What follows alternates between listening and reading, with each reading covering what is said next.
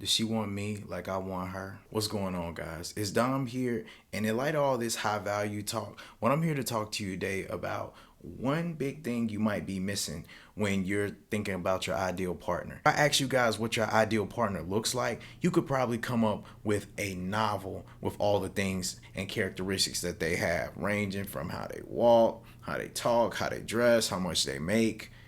But with all that going on, do you ever stop for a second and think, what type of person does this person go for?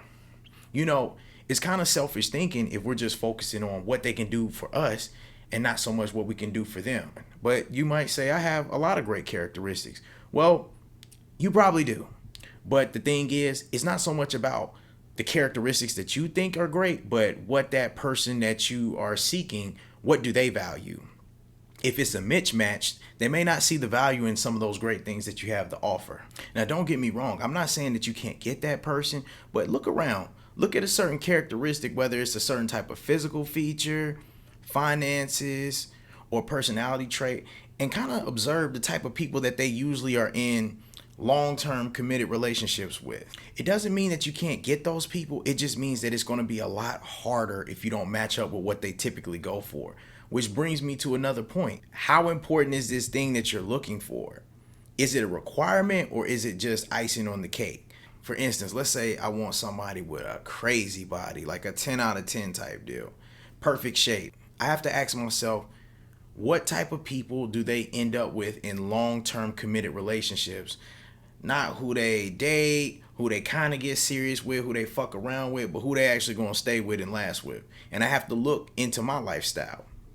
If we're talking about somebody with a perfect body, you happen to be somebody like me, a little chubby, that might directly conflict with their type of lifestyle because theirs is a lifestyle that's going to be of discipline, eating right, doing all those things, maybe even cutting no breaks because, you have to sacrifice that to put in that physique. So you have to ask yourself, how important is this type of thing for me? Am I going to be able to maintain that throughout the duration of the relationship?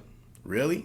If you start thinking like that, maybe you'll find it's not so much that they have to have a perfect body. I just kind of want somebody who cares about their body and wants to keep it up and, do all the things that it takes to kind of maintain that. You might find someone who just has a desire and makes effort to keep themselves up. They may be more accepting of where you're at. I feel like a lot of people may just unintentionally sabotage their happiness because they're focused on something that's not even really that important to them. Maybe it's something they heard, somebody down the street told them, anything. What you fighting for, especially if it's something that's not natural to you or something that you naturally have, make sure it's really a requirement for you for your happiness. I'm not asking you to lower your standards. I'm asking you to evaluate what you're looking for and make sure that it's true and authentic to you. And I mean, that's all. Just a quick video, guys.